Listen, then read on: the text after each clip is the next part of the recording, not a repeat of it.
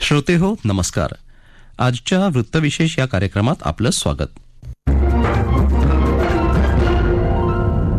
श्रोते हो, अवघ्या जगाचं लक्ष लागलेल्या G20च्या वार्षिक परिषदेला आज राजधानी नवी दिल्ली इथं प्रारंभ झाला. G20 समूहातल्या देशांचे प्रमुख नेते, 9 अतिथी देशांचे प्रमुख आणि 14 आंतरराष्ट्रीय संस्थांचे प्रमुख आणि त्यांची शिष्टमंडळं या बैठकीत सहभागी होत आहेत. भारताच्या अध्यक्षतेखाली होत असलेल्या या परिषदेत नवी दिल्ली G20 घोषणापत्रावर सहमती मिळाली असून त्याचा स्वीकार केला गेला.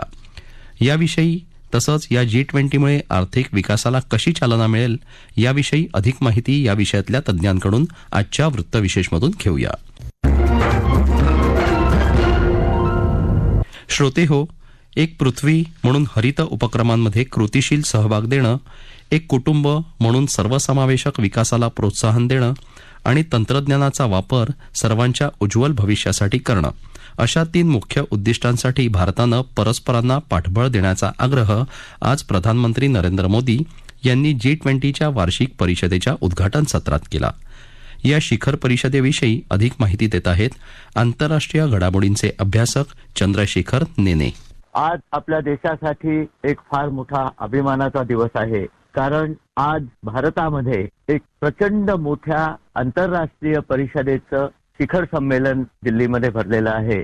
G20 किंवा G20 या ग्रुप ऑफ कंट्रीज म्हणजे देशांच्या समूहाचं अध्यक्षपद जे गेल्या वर्षी भारताकडे आलेलं आहे 1 डिसेंबरला. 1 वर्षासाठी हे अध्यक्षपद असतं. त्या अध्यक्षपदाच्या समारोप अजून 1 डिसेंबरला व्हायचा आहे. एक शिखर संमेलन भारतात भरवलं गेलं आणि त्याचा आज पहिला दिवस होता. पंतप्रधान नरेंद्र मोदींनी या अध्यक्षपदाचा स्वीकार केला आणि त्यानंतर या सगळ्या G20 संघटनेच्या एकूण कार्यक्रमाची आमूलाग्र फेररचना नरेंद्र मोदींनी केली.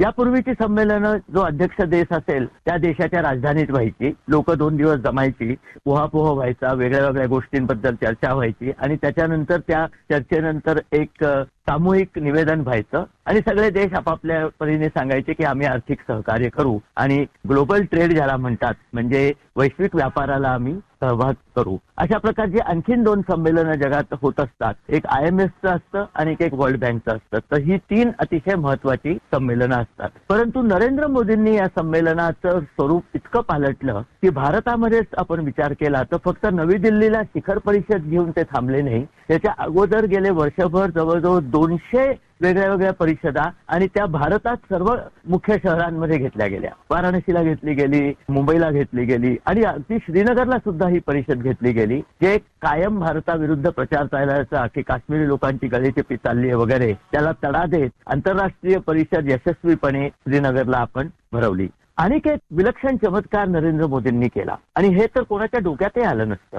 त्यांनी सांगितलं की जर आपण वैश्विक व्यापारासंबंधी बोलतोय आणि विश्वाच्या सगळ्या तऱ्हेतऱ्हेच्या आपत्तींसंबंधी बोलतोय तर आपण विश्वातल्या गरीब देशांना वेगळं कसं करू शकतो. फक्त श्रीमंत देशाने आपापसात काहीतरी ठरवायचं आणि गरीब देशांनी त्यांना त्यांच्या मागे मागे फरफटत जायचं असं होणार नाही. म्हणून सर्वप्रथम त्यांनी काय केलंय की आफ्रिकन युनियन, जशी युरोपियन युनियन ही युरोपातल्या श्रीमंत देशांची संघटना असते तसे आफ्रिकन युनियन यामध्ये आफ्रिकेतले गरीब देश आणि 55 देश आहेत एकूण आफ्रिकेमध्ये. एक दक्षिण आफ्रिका सोडला तर बाकीचे देश तुलनेने खूपच गरीब आहेत. तर या 55 देशांच्या संघटनेला G20 मध्ये मानाचं स्थान द्यावं यासाठी नरेंद्र मोदींनी प्रस्ताव ठेवला आणि आनंदाची गोष्ट म्हणजे 4 तासापूर्वी तो प्रस्ताव पारित झाला. आफ्रिकेत कोमोरोस द्वीपाचे जे अध्यक्ष होते त्यांनी आफ्रिकन युनियनचं अध्यक्षपद सध्या त्यांच्याकडे आहे. त्यांनी त्या आफ्रिकन युनियन तर्फे G20च्या आमंत्रणाचा स्वीकार केला. आता याचा अर्थ काय होतो? याचा अर्थ असा होतो, पंतप्रधान नरेंद्र मोदींची एक जी घोषणा आहे सबका साथ सबका विकास, त्या घोषणेचं हे वैश्विक रूप आहे.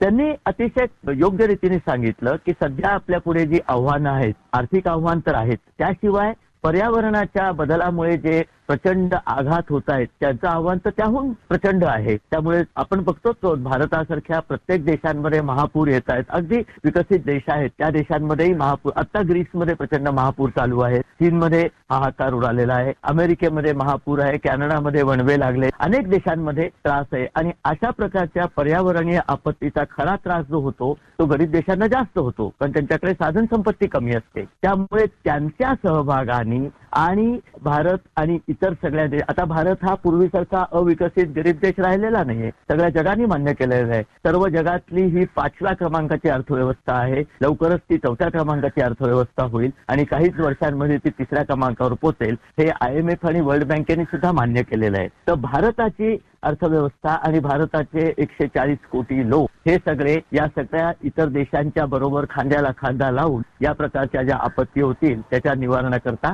ते साध्य करतील, असं नरेंद्र मोदींनी आश्वासन दिलं आणि त्याचा टाळ्यांच्या गजरात सगळीकडे स्वागत झालं. या प्रकारच्या परिषदांमध्ये ज्याप्रमाणे संयुक्त मीटिंग होतात त्याप्रमाणे ज्याला द्विपक्षीय मीटिंग म्हणतात, 2-2 देशांचे मीटिंग असतात, त्या अत्यंत महत्वाच्या असतात. तर या परिषदेच्या एका साईडलाईनला, त्याला साईडलाईन मीटिंग असंच म्हटलं जातं, त्याप्रमाणे भारताच्या 15 मीटिंग सध्या होऊ घातलेल्या आहेत. अमेरिकेचे अध्यक्ष जो बायडन यांच्याबरोबर काल मध्यरात्री मीटिंग झाली. त्याच्या अगोदर बांगलादेशच्या पंतप्रधान, मॉरिशसचे पंतप्रधान यांच्याबरोबर मीटिंग झाली. ऋषी सुनाक ब्रिटनचे जे पंतप्रधान आहेत त्यांनी सांगितलंय की मला अतिशय आवडलं इथे येण्याकरता आणि मी याच्याकरता आलेलो आहे की भारत आणि ब्रिटनच्या सहकार्याचं एक नवीन पर्व सुरू व्हावं, त्याकरता ते इथे आलेले आहेत आणि ते पण याच्यात सम्मिलित आहेत. जर्मनीच्या बरोबर मीटिंग आहेत, फ्रान्सच्या बरोबर मीटिंग आहेत, सौदी अरेबिया बरोबर मीटिंग आहेत. अशा अनेक देशांबरोबर द्विपक्षीय ज्या मीटिंग आहेत त्याच्यामध्ये फार महत्वाचे निर्णय घेतले जातात. एकच उदाहरण सांगतो, अमेरिकेबरोबरच्या मीटिंगमध्ये एक अतिशय महत्वाचा निर्णय घेतला गेला आहे आणि तो साधारण असा आहे की दुबईपासून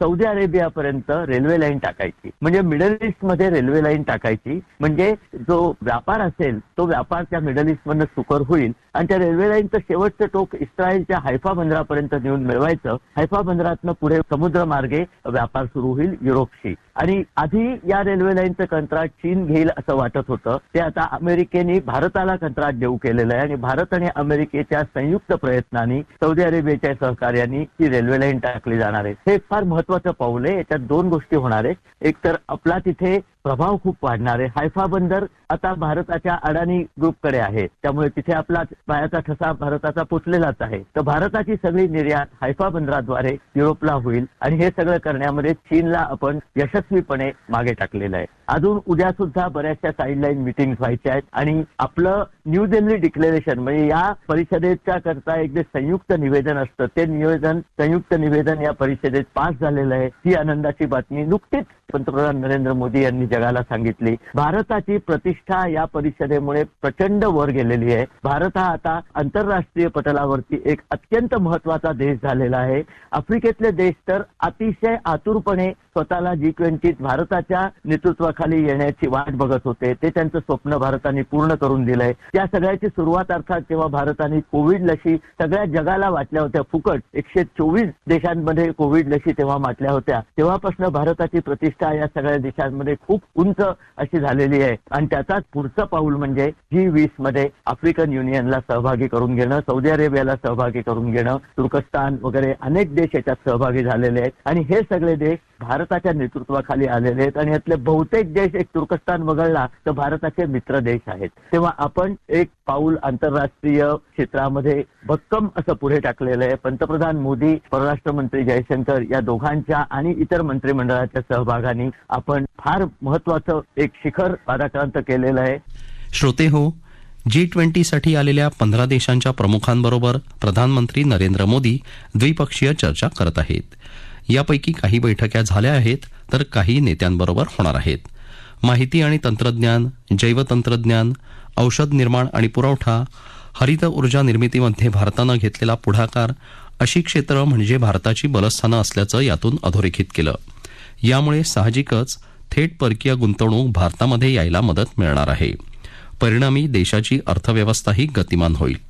एकूणच G20 समूहाद्वारा आणि या परिषदेचा देशाचा विकास साध्य करण्यासाठी कसा लाभ होणार आहे यावर प्रकाश टाकत आहेत आर्थिक घडामोडीचे अभ्यासक उदय तारदाळकर.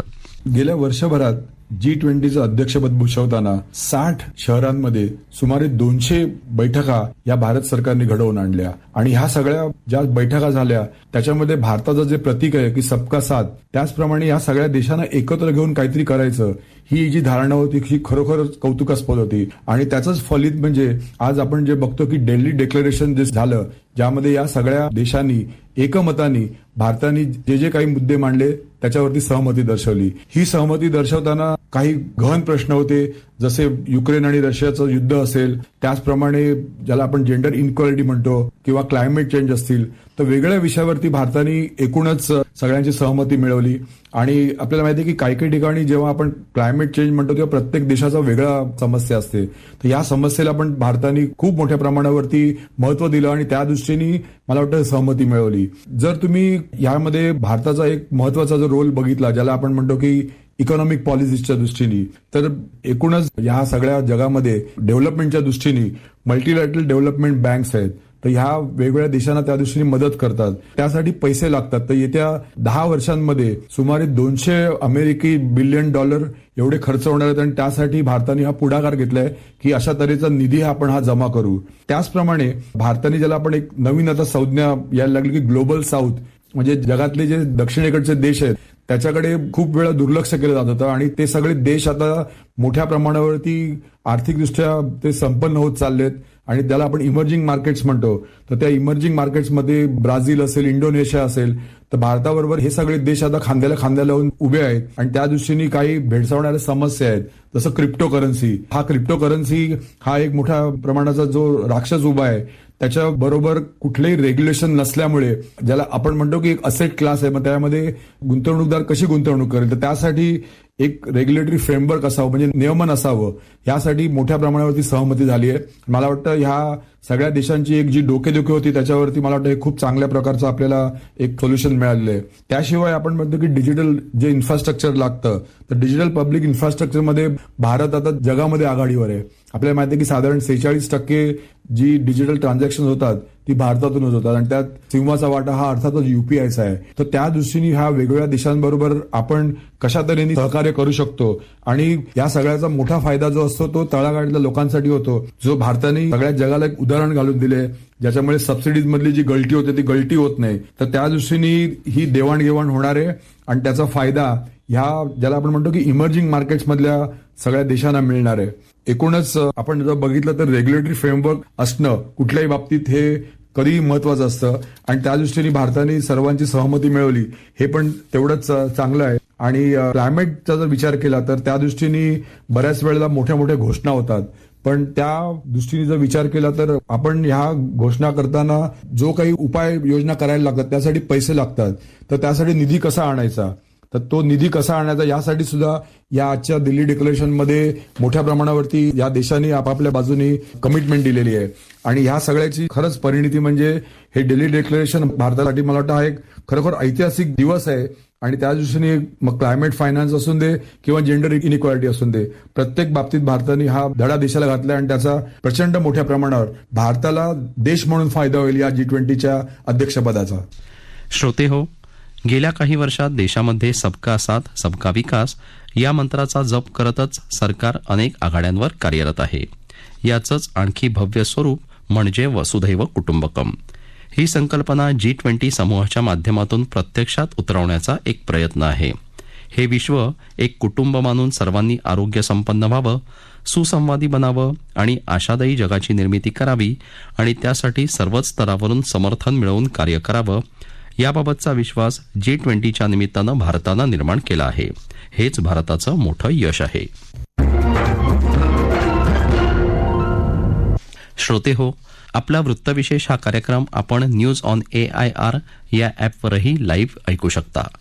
यासोबतच आमच्या मुंबई एअर न्यूज या यूट्यूब वाहिनीवर कार्यक्रमाचं ध्वनिमुद्रण आपल्याला कधीही ऐकता येईल. याबरोबरच आजचा वृत्तविशेष हा कार्यक्रम संपला. हा कार्यक्रम आकाशवाणी मुंबईच्या प्रादेशिक वृत्त विभागानं सादर केला. संपादन आणि सादरकर्त्या सरस्वती कुवळेकर, लेखन आणि समन्वय रवींद्र वसंतराव लोखंडे, निर्मिती राजेश शेजवळे आणि निवेदन संदेश नाईक.